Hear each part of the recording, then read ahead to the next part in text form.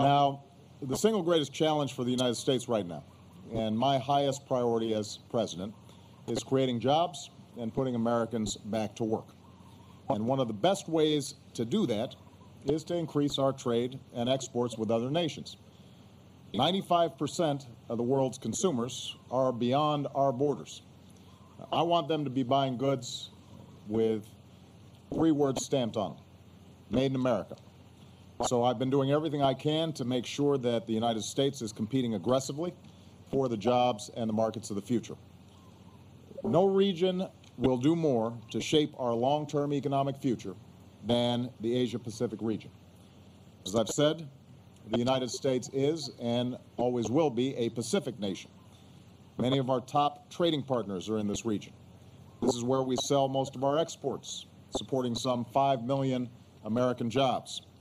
And since this is the world's fastest growing region, the Asia-Pacific is key to achieving my goal of doubling U.S. exports, a goal, by the way, which we are on track right now to meet.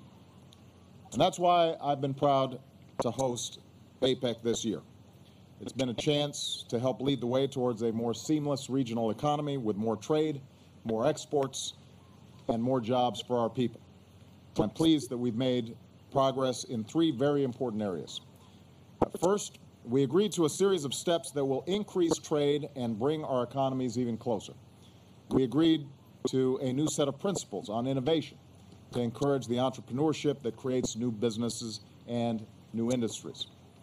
With simplified customs and exemptions from certain tariffs, we'll encourage more businesses to engage in more trade.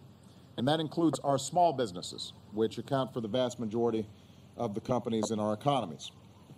We agreed to a new initiative that will make it easier and faster for people to travel and conduct business across the region. And yesterday, I was pleased to sign legislation, a new travel card that will help our American businessmen and women travel more easily and get deals done in this region. I'd note that we also made a lot of progress increasing trade on the sidelines of APEC. As I announced yesterday, the United States and our 8 partners reached the broad outlines of an agreement on the Trans-Pacific Partnership. And today I'm pleased that Japan, Canada, and Mexico have now expressed an interest in this effort. This comes on the heels of our landmark trade agreements with South Korea, Panama, and Colombia, which will support tens of thousands of American jobs. And in my meeting with President Medvedev, we discussed how to move ahead with Russia's accession to the WTO, which will also mean more exports for American manufacturers and American farmers and ranchers. Second, APEC agreed on ways to promote the green growth we need for our energy security. We agreed to reduce tariffs on environmental goods and make it easier to export clean energy technologies that create green jobs. We raised the bar on ourselves and will aim for even higher energy efficiencies. And we're moving ahead with the effort to phase out fossil fuel subsidies. This would be a huge step toward creating clean energy economies and fighting climate change, which is a threat to both the beauty and the prosperity of the region. Third, we're redoubling our efforts to make sure that regulations are encouraging trade and job creation, not discouraging trade and job creation. And this builds on the work that we're doing in the United States to get rid of rules and regulations that are unjustified and that are overly burdensome. Our APEC partners are joining us in streamlining and coordinating regulations so that we're sparking innovation and growth, even as we protect public health and our environment.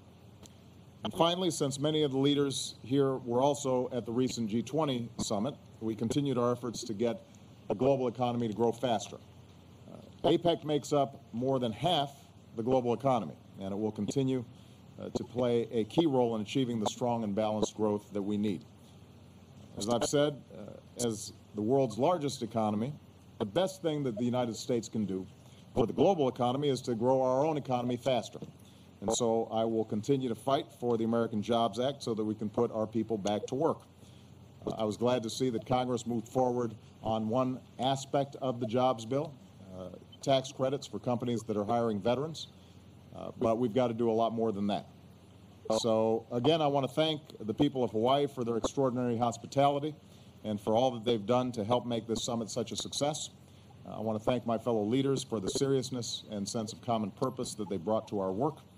and I believe that the progress we made here will help create jobs and keep America competitive in a region that is absolutely vital, not only for our economy, but also for our national security.